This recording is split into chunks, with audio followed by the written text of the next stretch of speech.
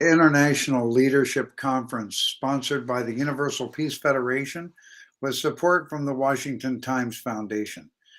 This is session one in a 2-day program that has sessions on faith leaders and their impact and importance for manifesting peace, scholars addressing the challenges of ideologies, diplomats and experts on peace and security are going to address today's session on the changes in the world order caused by the Russia-Ukraine war. And at this time, I'd like to introduce our special guest speaker. Mr. Doug Bandow is a senior fellow at the Cato Institute in Washington, specializing in foreign policy and civil liberties. He worked as a special assistant to President Ronald Reagan and the editor of political magazine Inquiry. He writes regularly for leading publications such as Fortune magazine, National Interest, Wall Street Journal, and the Washington Times. Doug's articles have also been published in Foreign Policy, Harper's, National Review, The New Republic, and the New York Times, and the Post. Also, his column, La Prensa, Economic Freedom and Press, syndicated in 1988 by Copley News Service, won the Mencken Award for Best Editorial or Op-Ed Column. Doug speaks frequently at academic conferences and has been seen and featured on ABC, CBS, NBC, CNN, Fox News, and MSNBC. Everybody knows him in the intelligence world, and we welcome you, Mr. Doug Bandow. Welcome, Doug. Well, Dr. Jenkins, it's a great pleasure to join you and the other panelists. We are certainly living in very interesting times and tragic times, of course. I mean, the war that we see with Russia's invasion of Ukraine is it's a criminal act, it's a human tragedy, and it's going to have major impact around the world. And I think broadly speaking, we're likely to see a world that is going to be much more divided. And where that goes is going to be very complicated in terms, especially of Asia, but also we look at developments potentially in the Middle East, Africa, and elsewhere. I think it's certainly worth recognizing that part of the impact of this conflict is how it has gotten attention that generally have not occurred with other wars. One can look back at in the 2000s. A war in the Democratic Republic of the Congo was estimated to have killed 5.4 million people. I mean, extraordinary casualties, received very little attention, in the West. I mean, today there's a war going on in Yemen where hundreds of thousands of Yemenis have died over the last 7 years. Again, not the same attention. What we see again is that Europe holds an incredibly important role, certainly in the United States and among Europeans. This war has brought home very dramatically to Europeans the potential of conflict with Russia, and it's energized the population in a way that one very seldom sees, I think, in overseas conflicts. And all of that then has magnified the impact of this conflict. For Europe, what we're seeing is a real shift. I think in terms of against Russia, that Russia has always been seen as a European power, a lot of economic ties, Germany most importantly, but other ones as well. So what we're seeing is all of those ties are coming undone. That this conflict has seen not only allied military support, but also sanctions, boycotts, and other things, that this is really pulling apart Russia and Europe. And the interesting question is whether this will be permanent. I think a lot depends on the end of the war. The longer it goes on, the bloodier it gets, the more atrocities that we find. I think the likelihood of bringing back anything approaching the early, the pre-war order is likely, to fail.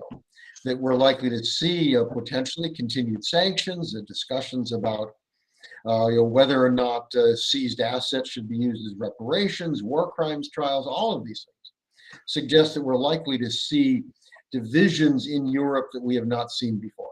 And that Eastern European countries will be much more interested in finding a way to protect themselves. Other European countries, at least in the short term, are talking about taking serious steps on defense, which they have refused to do in past years. Critically important, of course, is that these sentiments persist. And, sometimes after a conflict, people can go back to the old ways. But I think the longer this one goes on, and the more outrage, public outrage, there is, the less likely it is to do so. And to me, again, this is a very important aspect of this conflict. It's not just policymakers who are deciding policy. We are seeing public protests. We are seeing demands for boycotts. I mean, we're having boycotts of the symphony conductors. People talking about preventing Daniil Medvedev, the #2 tennis player, from playing in Wimbledon, because if he won, this would be a victory for Putin. These kinds of things we haven't seen in other conflicts, and I think that does suggest a fairly significant divide here. And I think we moving beyond that. It's going to heighten divisions on in other areas as well. That for example, if one looks beyond in terms of the possibility of the West versus Russia and other countries.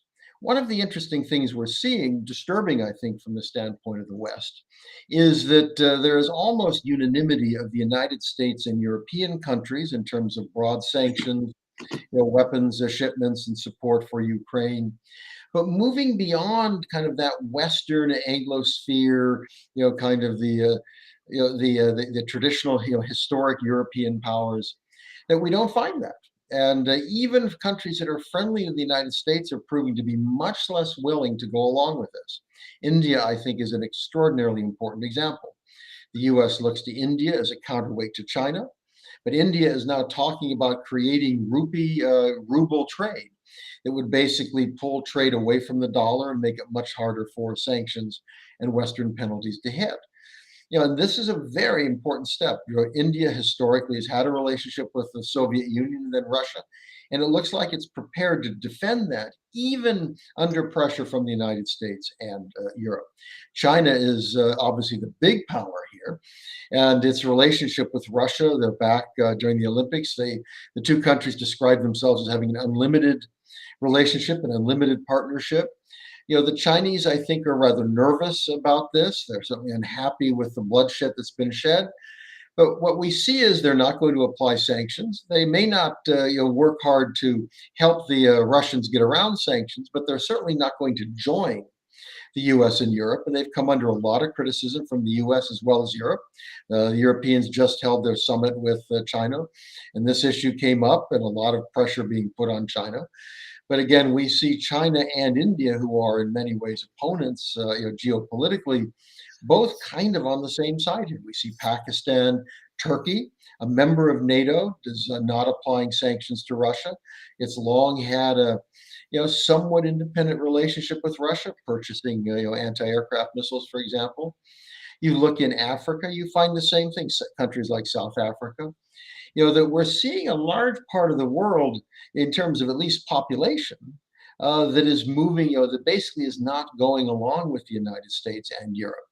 And the question there is, to what extent does this broaden into, a kind of a split world where you see these countries over the long term continuing to move away from the United States and Europe? This is one where I think it bears watching, because from Russia's standpoint, it can survive if it has, allies out there, friends out there, trading partners out there, even if it's not having a lot of trade with Europe and the United States. So very important for Russia is the ability to move beyond its traditional, commercial relationships and find others. And I think this is going to be a very important question in terms of the future. The question in terms of the kind of divided issues, dangerous, contentious issues, I think in Asia will also come up, Korea and Taiwan.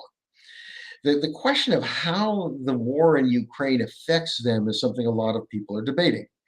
A lot of folks have suggested maybe China would use the opportunity to attack Taiwan. I always thought that was wrong, that China is going to basically work on its own time frame. China is not one to be pushed. To an attempt at amphibious landing, 100 miles across open ocean would not be very easy. And the Chinese understand that to fail would be absolutely devastating. I think there are two very important aspects if I was in China right now that I'd be looking at. One is if the political leadership probably wonders whether they can trust their military assessments. Presumably Vladimir Putin had the military telling him how wonderful all the equipment was and how they could make quick work of the Ukrainians. That turned out not to be the case. If you were Xi Jinping and those around him, you might have some serious questions about the Chinese military. They have not been in military action since the late 1970s. They've never used all these great new machines that they've been putting into operation, use them in combat, that is. And the second issue, which has to at least be somewhat chastening, is China has to decide whether they face the same kind of economic sanctions. And that I think is going to be a very important issue for the West.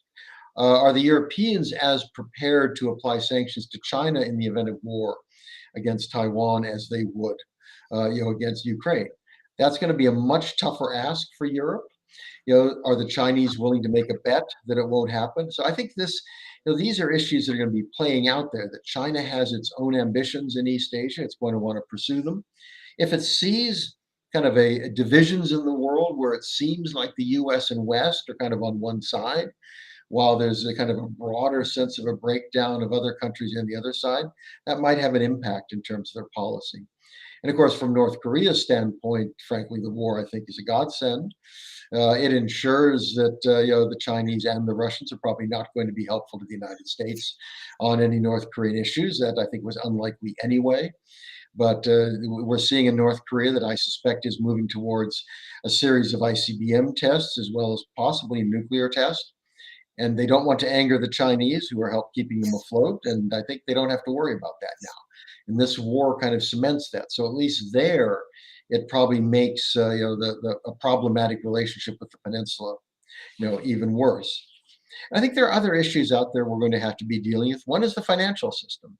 The U.S. policy of sanctions, has helped push a number of countries looking for alternatives to a U.S.-dominated financial system. Even the Europeans, have tired, in the past at least, when directed at them, American sanctions policy. And the fact we're seeing countries like India and Russia talk about trading in their own currencies. Saudi Arabia is talking about pricing oil in the Chinese currency. The Chinese and Russians do a certain amount of trading in their own currencies.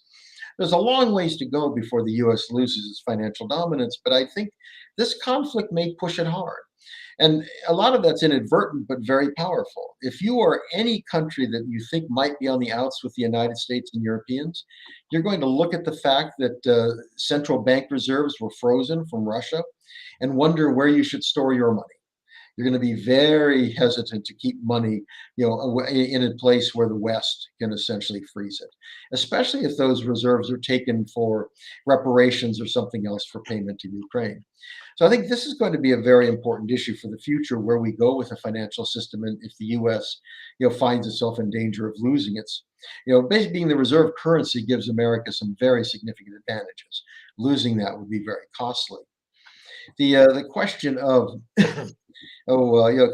is Europe really serious about doing more for the military? And I think they should. But the Germans 2 years from now be continuing spending in 2% of GDP, these kinds of issues. This is going to be a very real test of Europe, not just in the excitement of the war, but let's hope, this conflict ends in the coming months. What happens a year or two down the line if things seem to calm down?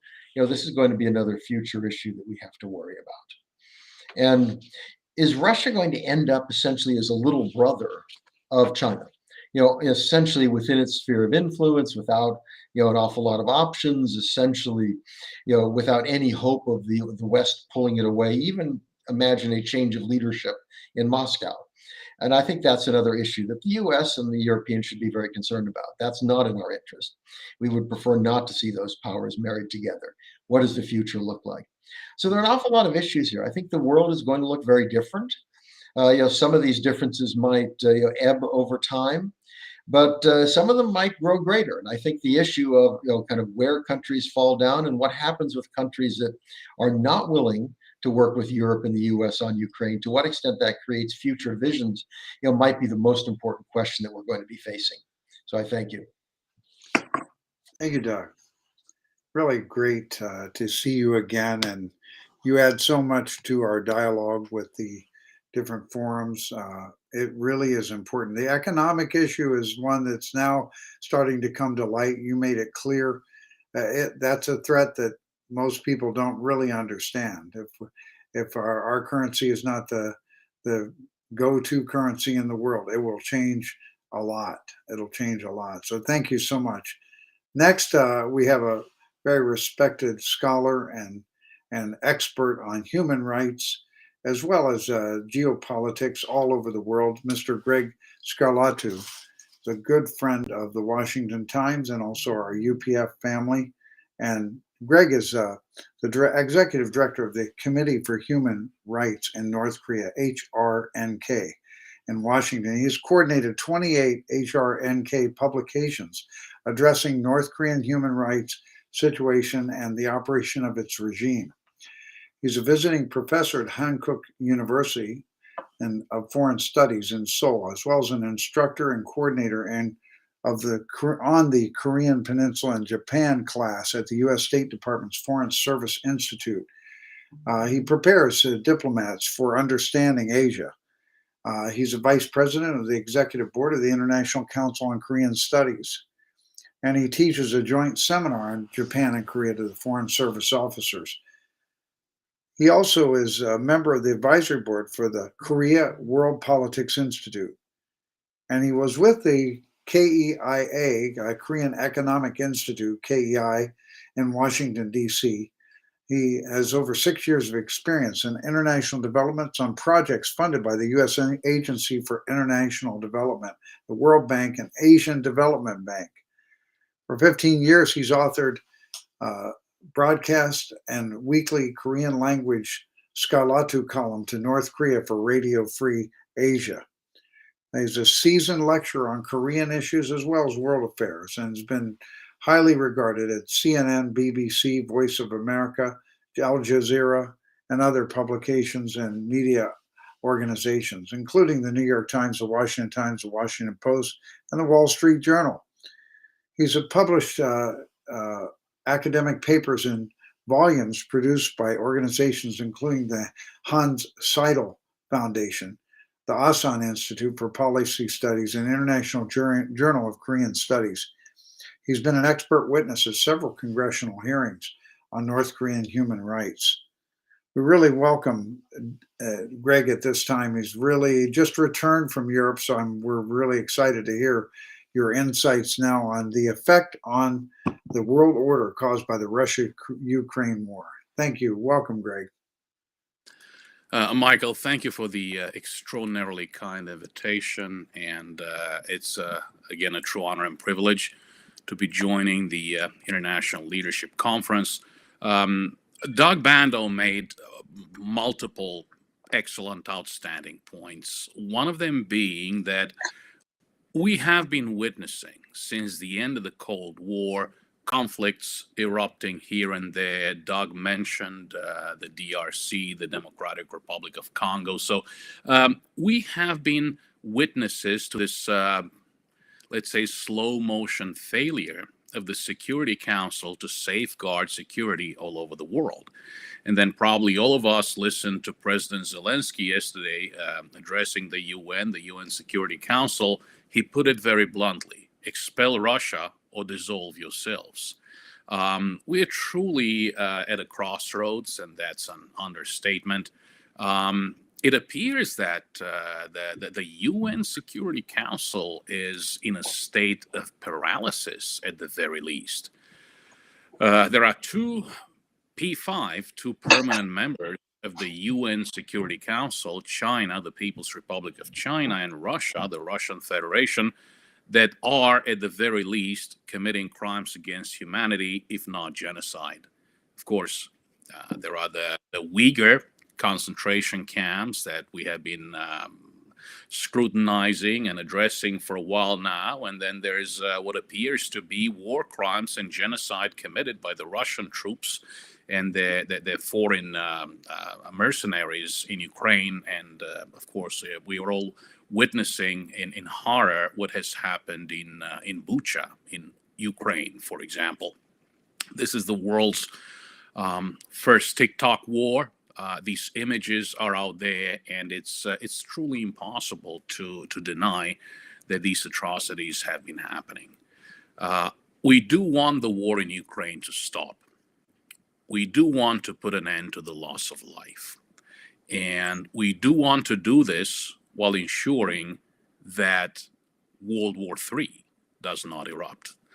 And in order to do that, responsible democracies such as the United States, European Union countries, and of course our allies in South Korea and Japan must first and foremost apply, excuse the cliche, the dime, the fundamental elements of national power: diplomacy, information, military power, economic power, in order to ensure that the escalation does not continue. And by that, I do not mean surrender, but simply seeking solutions to prevent the escalation from happening. Of course, the sanctions are extraordinarily important. We will likely be witnessing a new round of sanctions. Our allies have been with us. South Korea has sought economic opportunities in troubled areas of the world, in difficult areas of the world. They've been with us on Iran sanctions, now on Russia sanctions, not without some hesitation, but eventually they always end up standing by our side. So the big question to ask here is the UN Security Council done? Is it time to consider very original solutions, such as perhaps reconsidering the membership of the Russian Federation in the UN Security Council? And of course, there is precedent. There is a precedent of the Republic of China, Taiwan being replaced by the People's Republic of China on the Security Council. One can go to the question of legitimacy. Who is the heir to the Soviet Union? Of course, the Russian Federation has claimed that crown. But what about Ukraine, a rather sizable 40+ million people, significant nation in Eastern Europe that's now fighting hard for its own sovereignty and self-determination? So some very hard questions will be asked moving ahead. I think that it has taken everybody by surprise that Ukrainians have fought so hard for their nation, for their homeland, for their self-determination. Yes, this is a country in Eastern Europe that is in possession of territory that, used to belong to others. Lvov arguably belonged to Poland for a long time. Even Snake Island, remember the famous Battle of Snake Island during the current war, that was Romanian territory. Northern Bukovina, Romanian territory.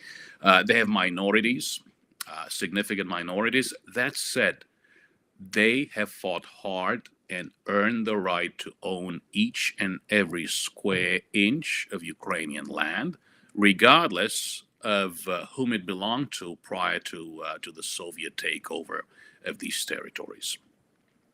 It is truly amazing to watch the level of leadership that Ukrainians have. And this is a lesson for us and for all of our friends and allies. In the 21st century, leadership continues to matter. If President Zelensky had just fled Ukraine, it would have been all over in a matter of hours or days, but he did not leave. He chose to bring the fight to the enemy, to the invader. Remember the famous reply, I do not need a ride, I need more ammunition. And that has truly been the spirit of the Ukrainian people. Michael, you're mentioning this. I was indeed in Eastern Europe with a group of old friends of mine. We used to work together in international humanitarian issues and international development issues. We decided to go to Romania to visit some of the border crossing points, some of the refugee camps. We delivered some humanitarian supplies. Not that they needed them. Most groups that are active there do have enough resources and supplies, and resources continue to come in. We volunteered. Not that they needed more volunteers. They have a lot of volunteers. And believe me, my line of work dealing with North Korean human rights violations, crimes against humanity, brutalizing political prisoners, men, women, children, senior citizens. I was sometimes on the verge of losing faith in humanity. But after visiting these refugee camps, I did regain my faith in the goodness of humanity. I saw people from all over the world, including many, many Americans. The numbers of Americans volunteering there are on the rise. So my faith in the goodness of humanity has been on the rise following these visits. That said, speaking of the Ukrainian refugee crisis, we have to remember that it's a very fluid situation we are dealing with, and we have to be prepared. Speaking with NGO workers at the sites, what we learned was that at the initial stages, nobody expected Russia to invade Ukraine. So governments in neighboring countries, NGOs, civil society were unprepared. Then ordinary people, like all of us, find out that the Russians have invaded, and they get a bunch of bottles of water and food. They throw them into the trunk of their cars. They drive to their border, and they realize that at the Romanian-Ukrainian border, there are 500 Ukrainian refugees crossing the border every hour, and only 2 Romanian cops on the Romanian side. So it all began as a grassroots effort, people delivering water, food, supplies to the refugees, bringing them to their homes, bringing them to monasteries and churches where they had shelter. Eventually, the government and civil society got their act together. I think this is an extraordinary lesson, especially for our friends in South Korea. South Korea has been learning from the German precedent in particular. South Korea has been preparing for a refugee crisis. That said, there are only, barely 34,000 North Koreans who have resettled in South Korea over the past 20 years, since the days of the Great Famine. If you're talking 500 border crosses an hour, it gets up to 35,000 in a matter of basically 70 hours. 3 days. So we do have to be prepared for this type of contingency everywhere, especially on the Korean Peninsula. Our Korean friends must also learn that legitimacy is important. This war between Russia and Ukraine, war caused by the Russian invasion of Ukraine, basically relates to legitimacy. Who owns the legacy of the Kievan Rus? Russia claims legitimacy. Ukraine claims legitimacy. Of course, there are strong cases to be made on both sides. So the Rus, the Kievan Rus, goes back 1,000 years. Prior to their division, Koreans spent 1,000 years sharing the same culture, the same language, living under the same political system. So I think there are some lessons to be learned there. One point that has to be very clear is that Ukrainian and Russian language are 2 different languages. Yes, they may be similar. Okay, Romanian and Italian are quite similar. Romanians will understand Italian 80% and vice versa, and yet they are different languages. They're taught in schools throughout the national territory. They both have dialects, so there's absolutely no doubt that there is this very strong Ukrainian national identity out there. This is practically what Ukrainians are fighting for. Another lesson to be learned by allies. Eastern Europeans are crossing themselves and thanking God and their lucky stars that they have joined NATO. the Romanians, the Poles, the Baltic republics, and the Hungarians, the Czechs, the Slovaks, and all of the others. Without NATO, they would have been extremely vulnerable, exposed to a Russian invasion, which they have witnessed multiple times throughout their history. If you visit, let me just relate to Romania. I was born and raised there. If you visit the Romanian borderlands with Ukraine, you realize that it's nothing but open plain, really, really vulnerable. So what they have right now is NATO, collective self-defense, and a slightly but steadily increasing NATO and US presence in the area. Okay, if you're Romanian, you have 2 F-35s, great, 10 Eurofighters, 17 Romanian F-16s, a few thousand NATO troops, a presence that's increasing, but that truly contributes to increasing confidence in national and collective self-defense. This is a lesson that our friends must learn, in particular our friends in South Korea. They're truly fortunate to have the alliance with the United States. They're truly fortunate that the UN command is there. They're truly fortunate that US Forces Korea is there. They're truly fortunate that the Combined Forces Command is there. One should never be complacent.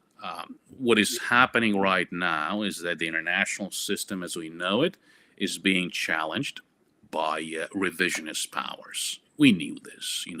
I, for one, have been spending a lot of time at the UN for many years dealing with Russia, China, Venezuela, Belarus, Vietnam, and other revisionist powers.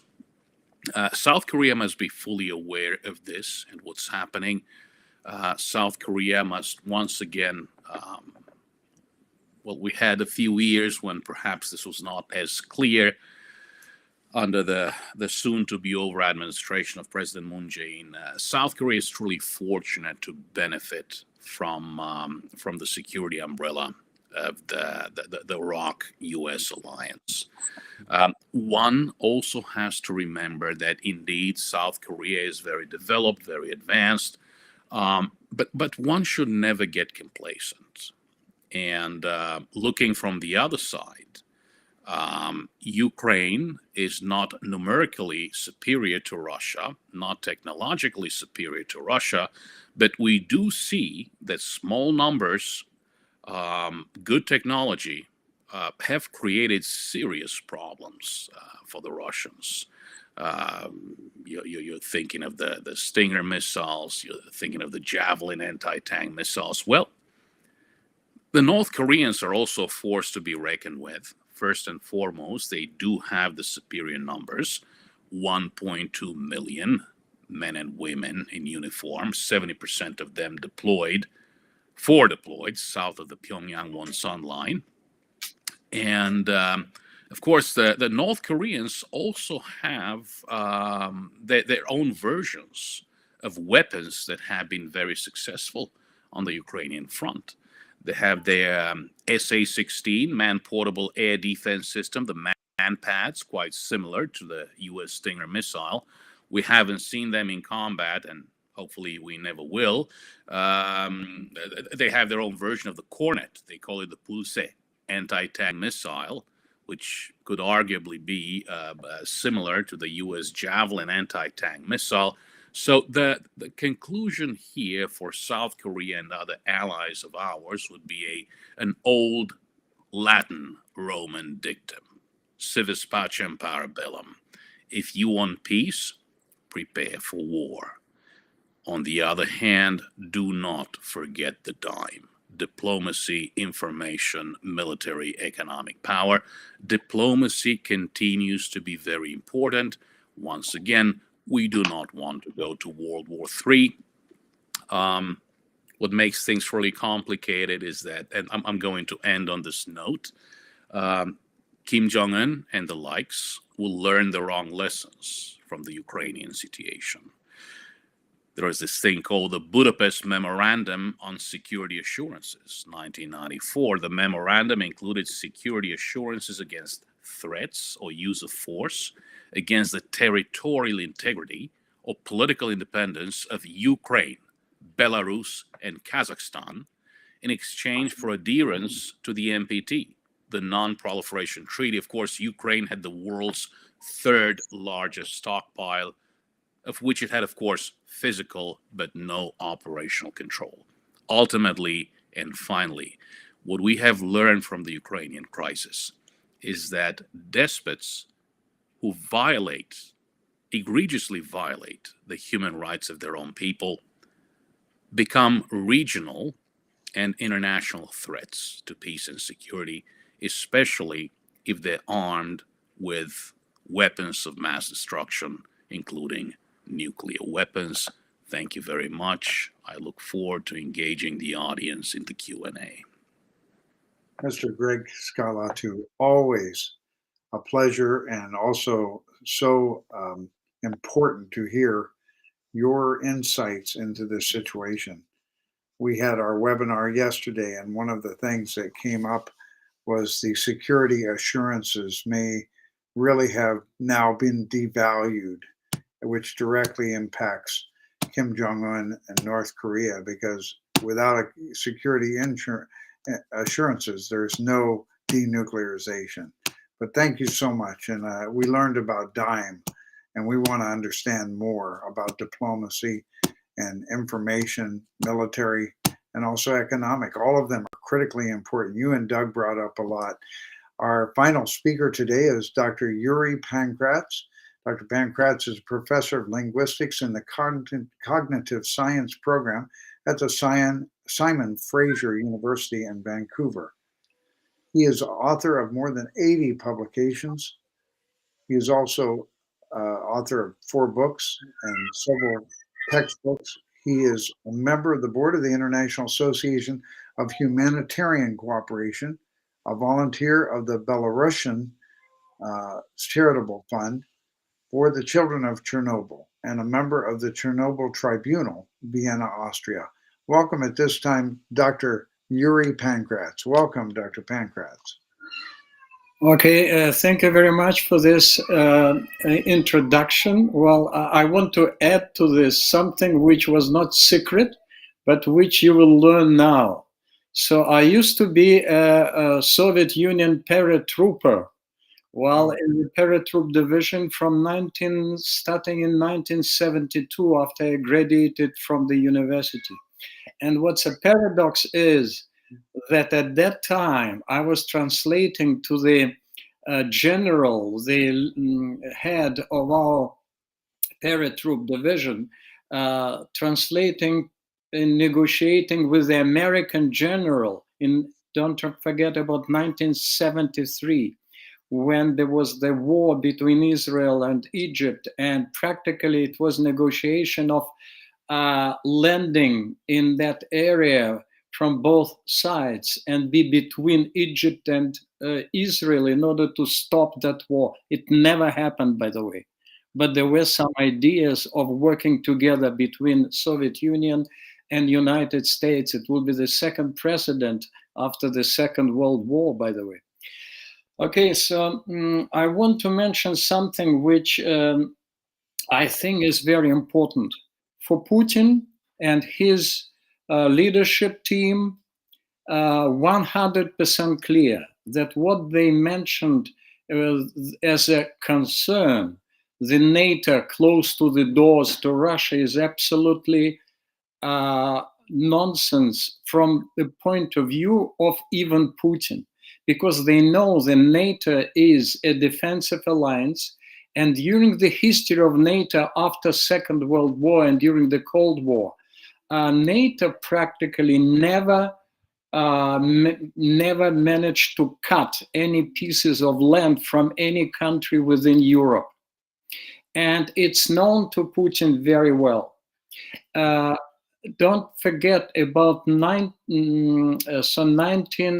about 2001, when there was a collapse of Soviet Union, and Russia was, former Soviet Union was so weak at that time, it needed help.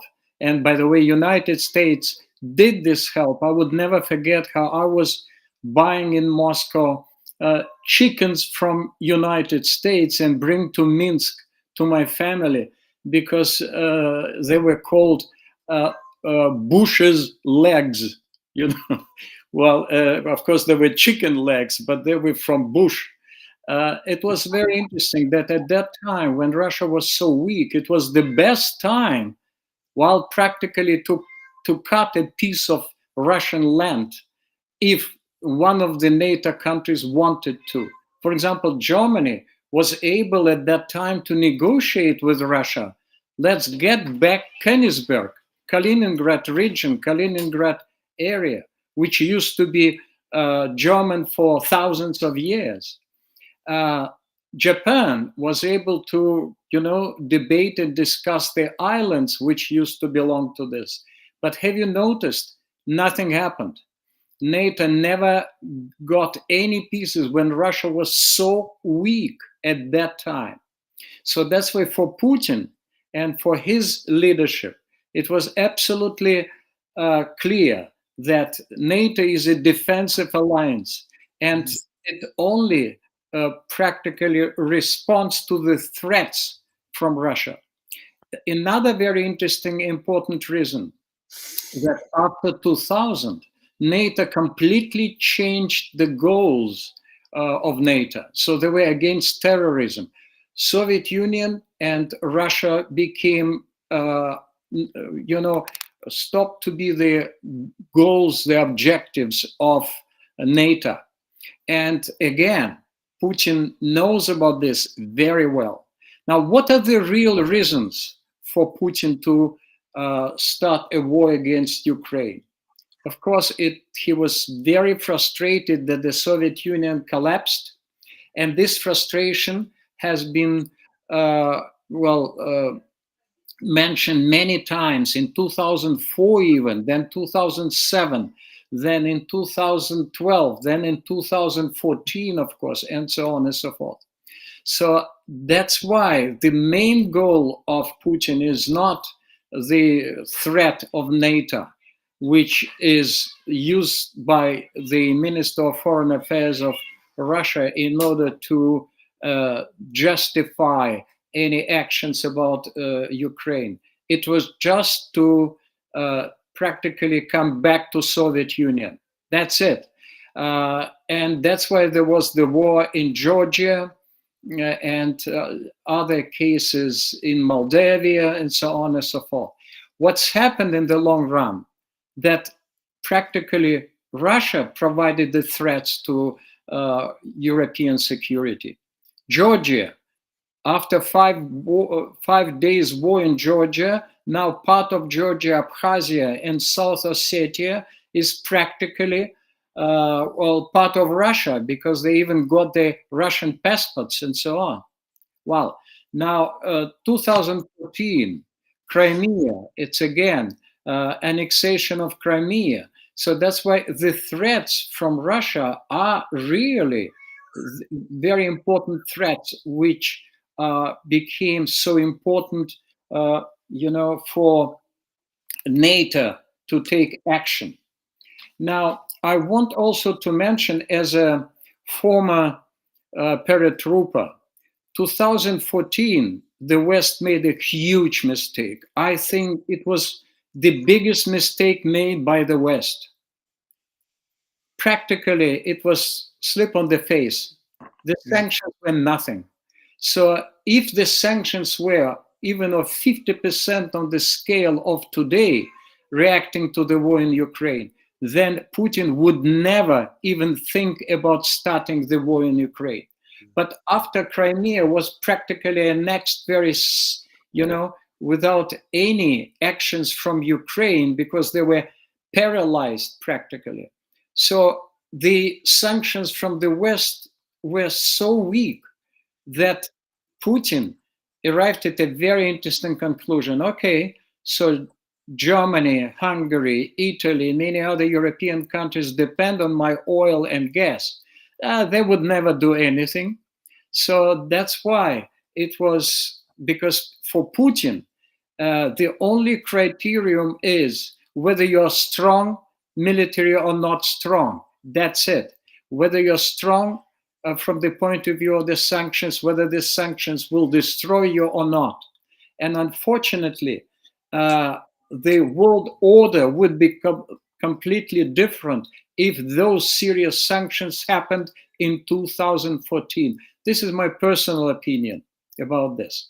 Well, now, 2014, by the way, when it was practically mentioned by Russia and by Russian propaganda that the miners of Donbass decided to forget about shovels and took automatic rifles, S-400 and all kind of other rockets and military equipment and start the war against regular Ukrainian army, was absolute nonsense. And it was proven by a couple of members of Duma, by the way, in opposition, because there were many dead paratroopers from the Pskov division.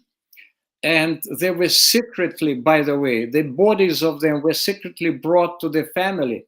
And the families were told, if you share any information with any journalist, you would never get any money for the body of your son, for the body of your husband.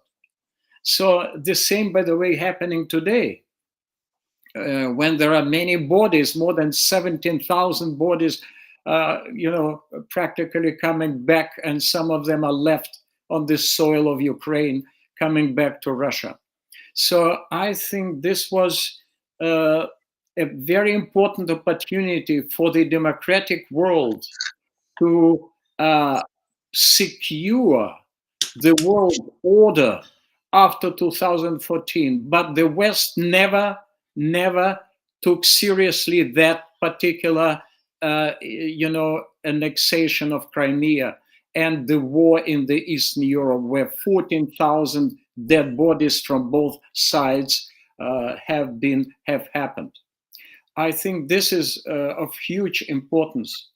Now, I want to also mention about the very important advantages which practically China managed to get.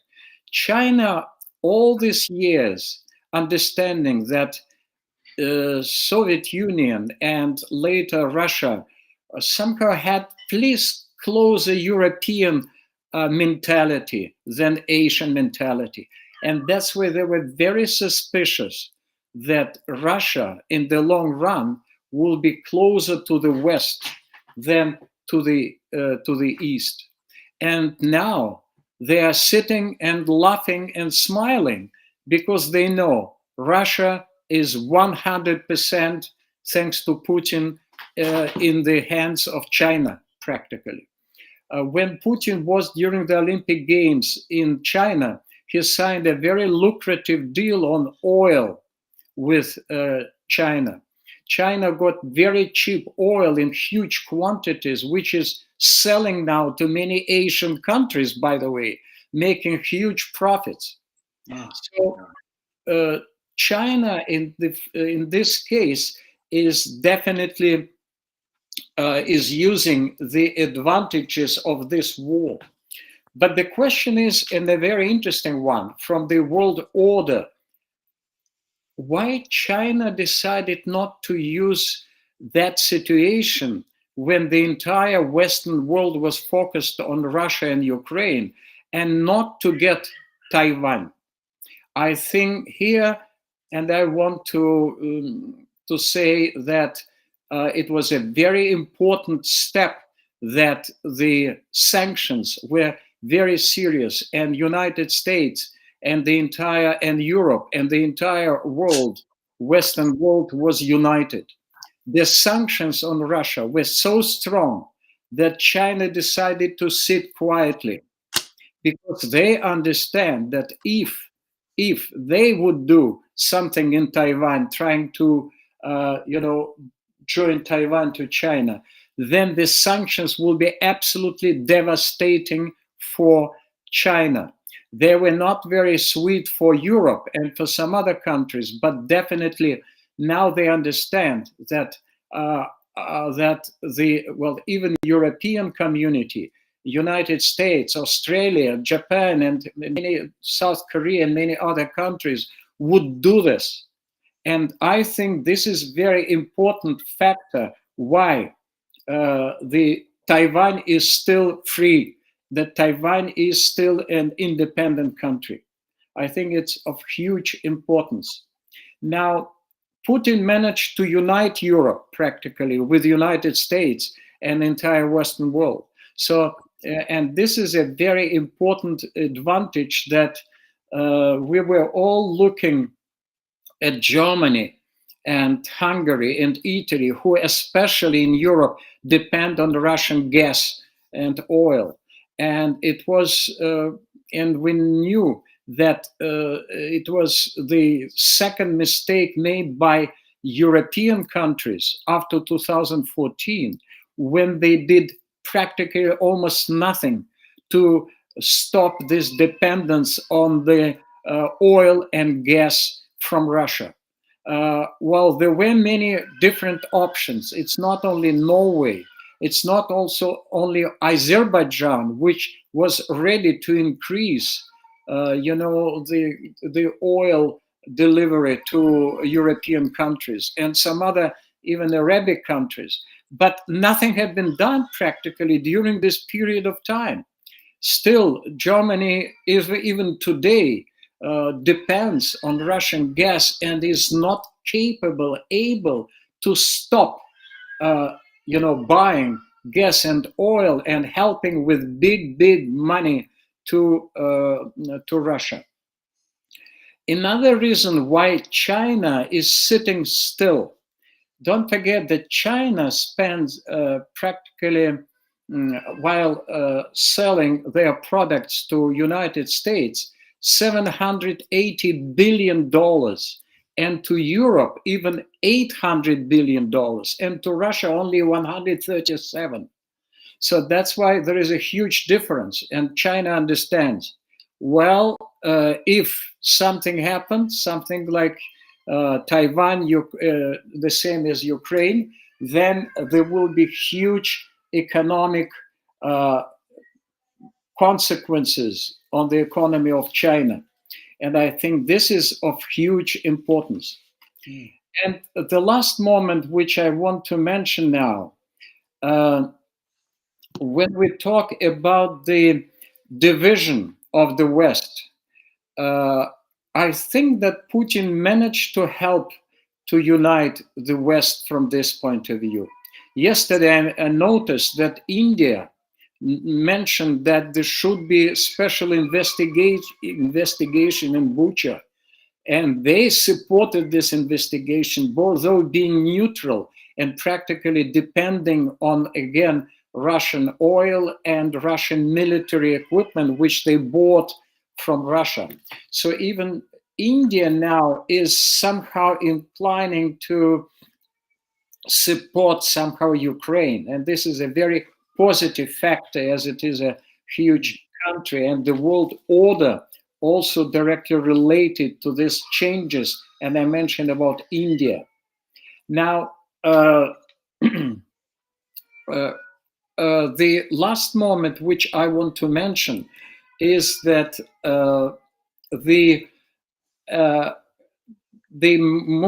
one of the most important reason why Putin was blaming Ukraine was the so-called Nazi movement and so on in Ukraine.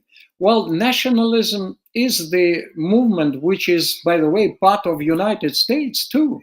So nationalism is the part of many countries, including Russia. There are even organizations in St. Petersburg which are super nationalistic in nature. The problem is the scale of it. We talk about 1-2% in Ukraine, but look please how the Ukrainians respond to the invasion of Russia.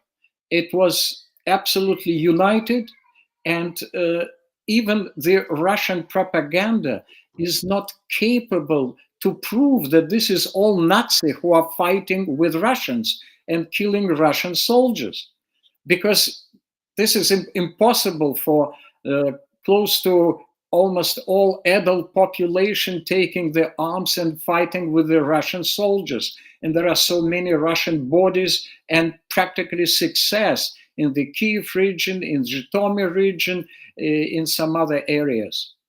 I think that the world order is changing, but at the same time now depends a lot on the success of Ukraine.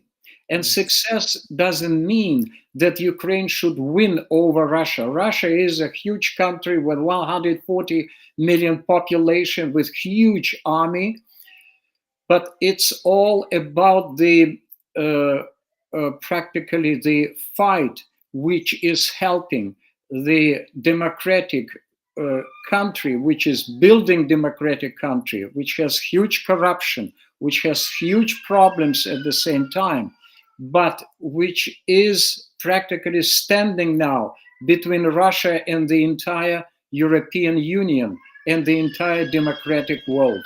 And I hope it will be successful from this point of view. Thank you so much.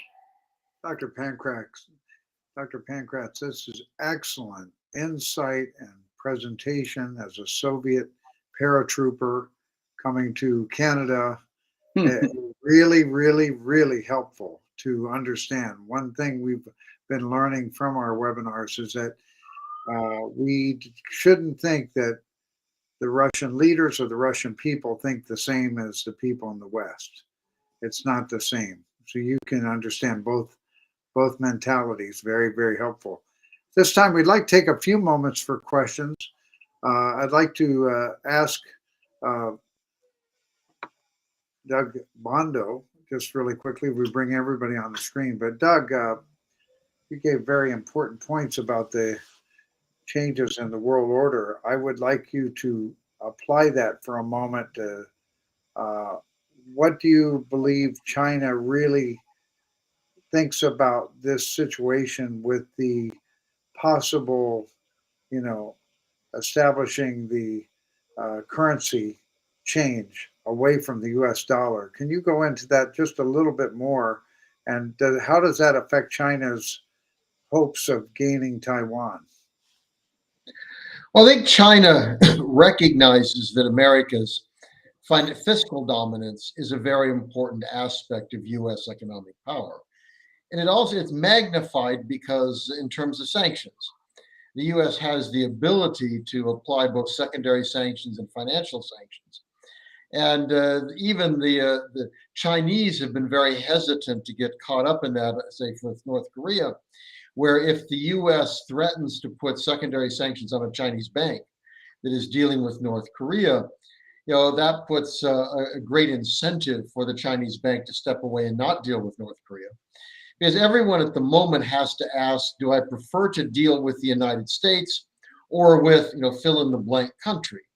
And if that fill in the blank country is North Korea or Iran or Venezuela or something like that, most companies, most countries are going to choose to maintain, contact with the United States. Now, China is very irritated by this, obviously. Now, they're quite willing to apply their own forms of sanctions. I mean, they went after South Korea with the deployment of the THAAD. It caused an enormous amount of economic damage in terms of cutting off tourism, going after the latte department store, et cetera. They've done the same with Australia, where, I tell people buy Australian wine because the Chinese are boycotting it. They let lobsters sit on the ports and spoil. So they do have economic clout, but they don't have the kind of power that they can impose this as broad as the United States. So for them, to the extent they can try to insulate economic transactions, they see that as helpful. But they can't do it alone.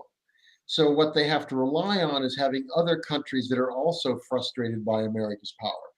And that's where you see, I think, is Saudi Arabia willing to go along? The Saudis have shown some independence from the US, reportedly refused to take President Biden's phone call when he wanted to have an increase in oil sale.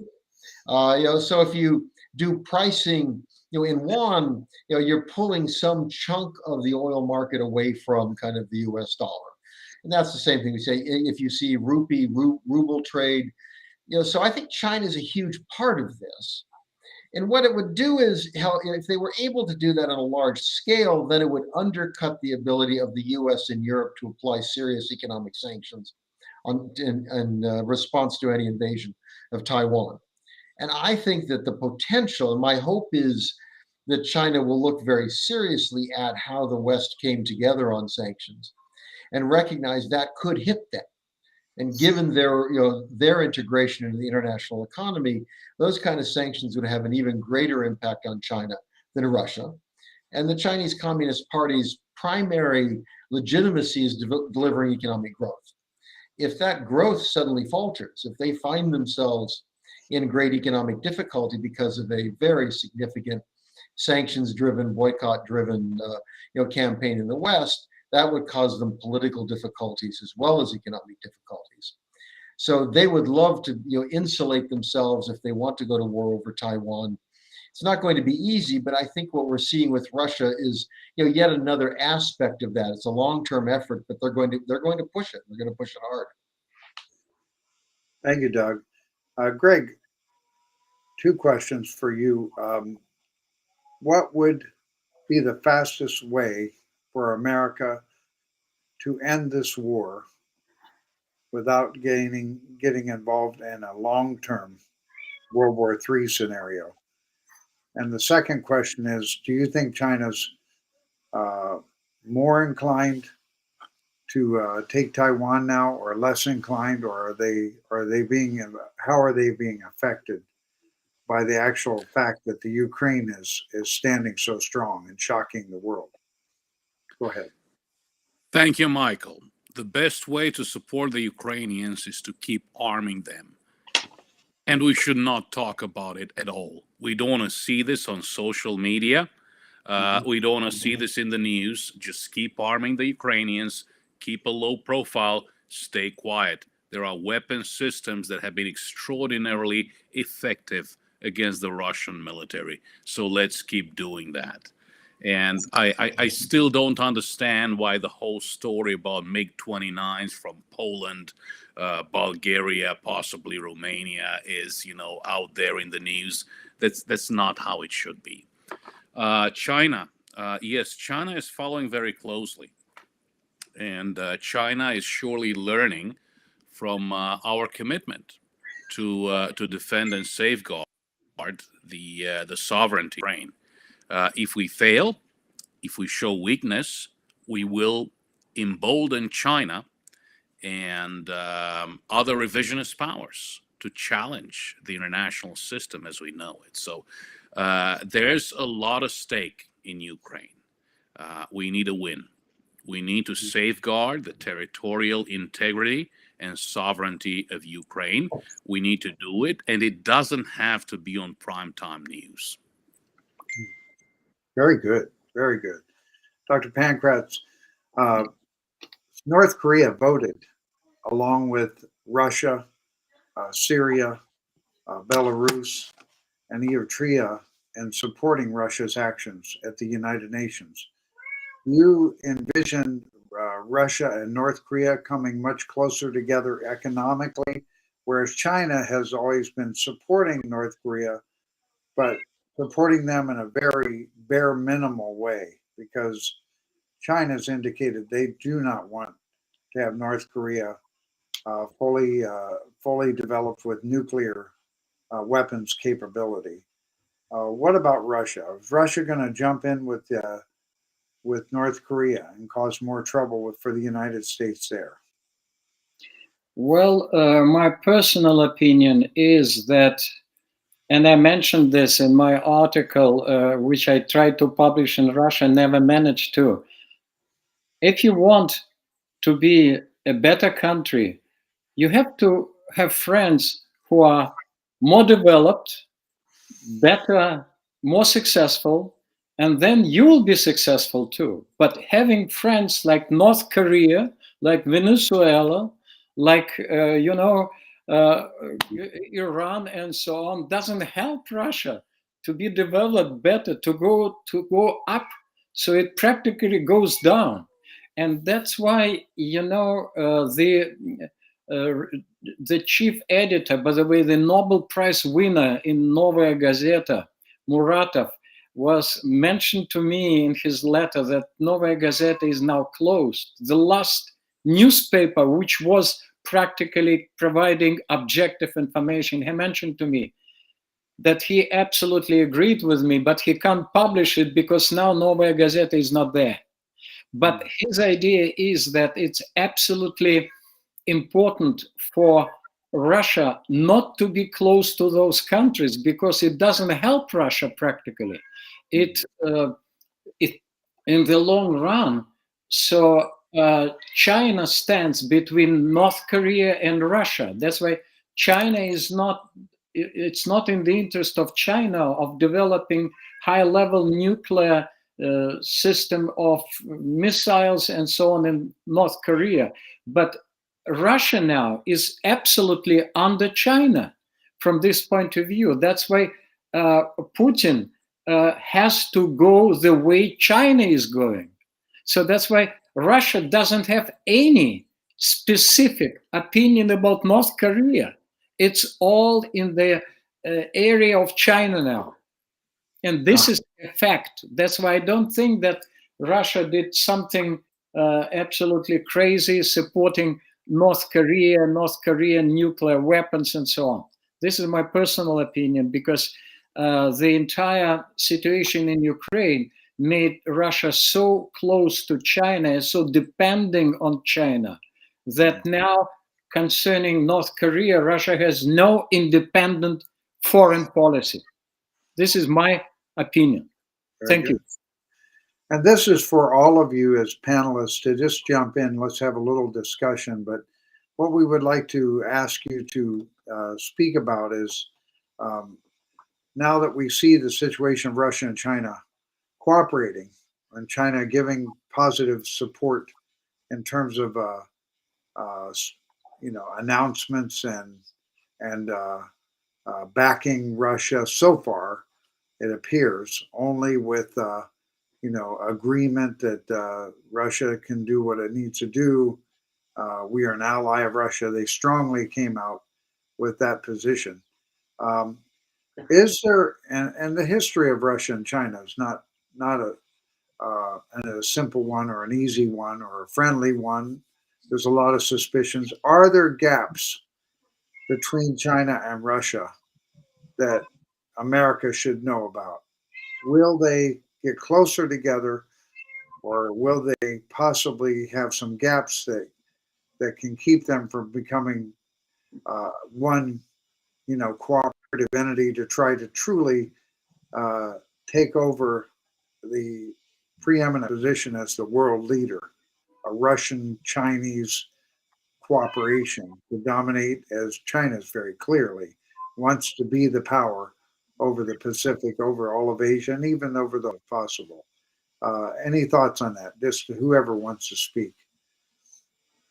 Well, I will see. I have lectures today, so I have to run pretty soon. It's face-to-face teaching, by the way. This is nice. Oh, that's good. Yeah, I want to mention the following. I think there should be some changes within United Nations and UN Security Council. Veto should not be by one country, should not be accepted.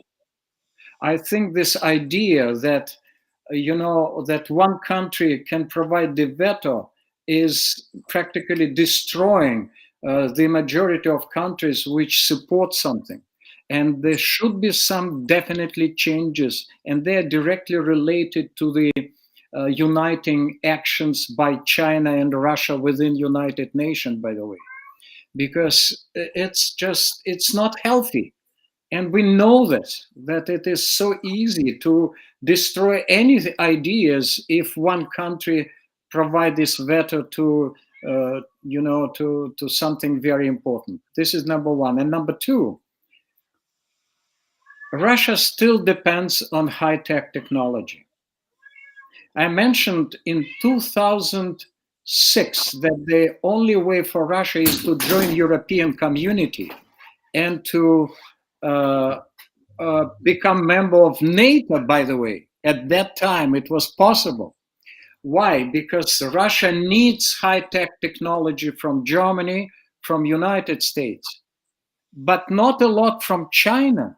So because China was copying, stealing lots of high-tech ideas from the West, but it's still not on the level of United States or Germany. And I was in China a couple of times, and I know how they, their attitude to Germany is high-tech engineering thoughts and ideas. So that's why Russia will still depend on this high-tech technology if Russia wants to develop somehow in the future. That's why this will be the most important reason which will prevent Russia from 100% to be in bed with China. Thank you. Dr. Pankrats, and please feel free to go to your lectures now. And thank you so much. And let's continue. Doug and Greg, whoever would like to respond. Thank you. Thank you so much. It was okay. There are some important differences between Russia and China. I mean, almost inevitably, if you have two great powers sitting next to each other, they're very likely to have some conflicting ambitions. They had a border war. I mean, one of the reasons the Nixon opening was because they, in fact, had a shooting war over the borders.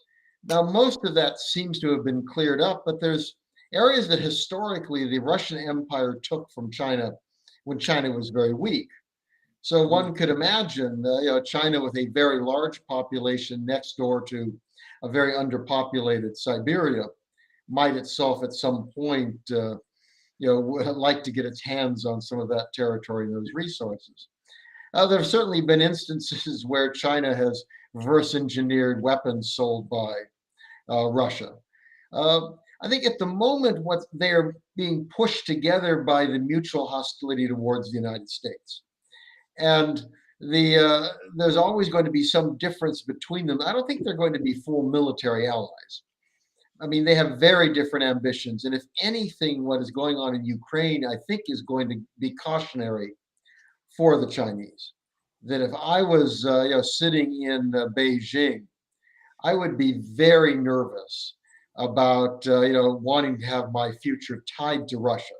I'd want to cooperate, and I'd want opportunities to work together, but I certainly would not want to find myself kind of linked to them, if they're going. I mean, I think no one in Washington that I know thought that Putin was going to launch a full-scale war against Ukraine. And I suspect that the Chinese, whatever was said at their meeting at the Olympics, was probably something along the lines of, we're planning a fairly quick special military option that shouldn't be, matter too much. We're going to get this all cleared up in a few days. And, so the Chinese were kind of had the same assumptions as the rest of us. And now they find themselves in a very difficult position. Our challenge is that we have major differences with both powers. I mean, my hope prior to the war was that we had a better chance of trying to work with Russia and to try to find some modus vivendi to work out our disagreements, because Russia historically was a European power. I mean, you look throughout, the Napoleonic Wars, you look at World War I, Russia was drawn to sometimes fighting, sometimes cooperating with Europeans, and it saw itself as a European power. China, I think, is the greater power. It's much harder for the U.S. to draw them away because they're naturally a rival of the U.S. So the question is, can we find issues on one or the other where we could try to at least push them a little bit apart, and not encourage them to be so close together? I think it's going to be tough. I think especially Russia is going to be fairly desperate at the end of this, economically isolated, and it's going to be hard to see them moving away from China. And China will have a fair amount of opportunity to use the Russians for their advantage to whatever degree they want. Thank you, Doug. Greg? And by the way, let me throw in one more question here that you can answer whatever you would like to reflect on. But Tom McDivitt, chairman of the Washington Times, just wrote, what advice would you both have for Russia and China if the Republicans win the Senate and the House, and maybe even eventually the presidency in 2024, what would you advise a new government in America? But go ahead with your former question too about China and Russia's closeness, and then let's end on this question about what would your advice be for a new America coming up if it does. Thank you, Michael. So the Russia-China border has been settled pretty much since the Treaty of Nerchinsk, 1689. That's over 400 years. So I really don't think that territorial disputes have been an issue for hundreds of years. I think that anything that can be a thorn in the side of the United States, from the Chinese perspective, from the Russian perspective, is a good thing to them. Well, North Korea, here we come.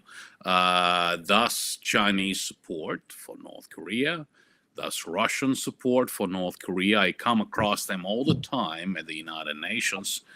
And once again, China's fundamental strategic stance on North Korea has not changed. A vassal state, buffer zone, again, thorn in our side. That said, advice for the next administration, whether Republican or Democrat, we must understand that the international system is in flux. We must understand that the fundamentals of the international system are being challenged. Once again, two E5 members, two permanent members of the UN Security Council are committing crimes against humanity, perhaps genocide. Russia is engaged in a war of aggression. This challenges the very fundamental assumptions of the world system as we have known it since the end of World War II. So a new administration will have to forge a new vision for the 21st century and beyond. And this will be a challenge greater than Bretton Woods, I have to say. I hope and pray that it will not take a cataclysm, an international cataclysm to prod us to proceed with this change. But definitely, we must acknowledge what has happened over the past few years and continue to be the driving force for good. Once again, I have met Americans in very hot spots all over the world. On a very fundamental level, we disagree on our politics. But on a very fundamental level, Americans are terrific human beings. I have seen the goodness of the American soul all over the world, including recently at these Ukrainian camps, refugee camps. So that's where my hope is, that we will find that sense of direction, and the United States will continue to be a benevolent leader in the 21st century. We can do that. Thank you, Greg. That's very encouraging. Doug? Now, let me toss out, I think, two pieces of advice. The first is that we should not assume that what we have today is fixed in either Russia or China. I mean, one of the great, if you look at China, 1976, Mao Zedong dies. This was a horrid totalitarian state that has gone through the Great Leap Forward. It's gone through the Cultural Revolution. Tens of millions of Chinese have been murdered. I mean, this is an incredibly awful place. Within 2 years, Deng Xiaoping takes charge. 10 years later, this is a country that isn't recognizable. And while it's regressing on individual liberty, I think that we should not assume that Xi Jinping is the final, arbiter here. He will leave at some point. So what we need to do is think of strategies for that future. Is how do we find ways to encourage Chinese, create incentives, give reasons for the leadership and the people to look for a different direction. Let's not assume that what we have today is what we're going to have. Russia, I think we have to be careful assuming that whatever follows Putin is necessarily better. But again, we don't know what that future is going to hold. So again, how do we approach this in a way that create good incentives? And on this one, I worry a lot about essentially, I mean, where we start demanding that conductors be fired, and where we have some of the things that we're doing, I think, in terms of Russia, what we're doing is giving fuel to Putin, where basically he and those around him can say, see, they hate you, they hate Russia, and it allows him, I think, to fuel nationalism. And in China, much the same. Young people there are very nationalistic, but they want freedom. So the question of how to speak to them and encourage them for the future, let's play a long game here. And there are a lot of tough issues both of these countries are going to present, but I think let's try to play a long game. I think there are a lot of, he's right. I mean, not only Americans are good, there are good Chinese, there are good Russians. How do we reach them? How do we help them in political systems that are utterly awful? How do you help try to transform those and help them transform those? This needs to be part of our thinking. So it can't just be punishment and sanctions. We have to try to think of other ways to try to reach these societies, get information in, get through the firewalls, the internet. How do we try to reach people and help them over the long term? Wow, I want to thank Mr. Greg Scarlatiou and Mr. Doug Bandow. Incredibly helpful session and important session, getting a lot of comments that this has really been one of the best. We fully agree, engagement, dialogue, the future is ours to develop together and make partnerships, reach the young people of these countries. They don't want to live in a system where their economy is not performing, and they don't want to live in a system where the economy is performing, but they can't speak their mind. They want freedom. People want freedom. But we're not going to do that with war and force. We're going to do that through engagement, partnerships, and dialogue. And this is very encouraging. Both of you gave us a high note to end on, and we want you to come back soon for the next program. Everyone, we have another session at 1 o'clock, and it's a very interesting session. It's going to be universal values in a divided world. We're going to have some experts talk about what are those universal values, or that, the rules-based society, the world that we would like to have some kind of agreement on. We certainly do not have agreement with many of these countries we've been discussing. Finally, we pray for Ukraine, and we also pray for the Russian people, and that this all can be worked out finally as quickly as possible, and we can get on with building a better world. Thank you so much. Thank you, everybody, and to our audience. Have a wonderful day.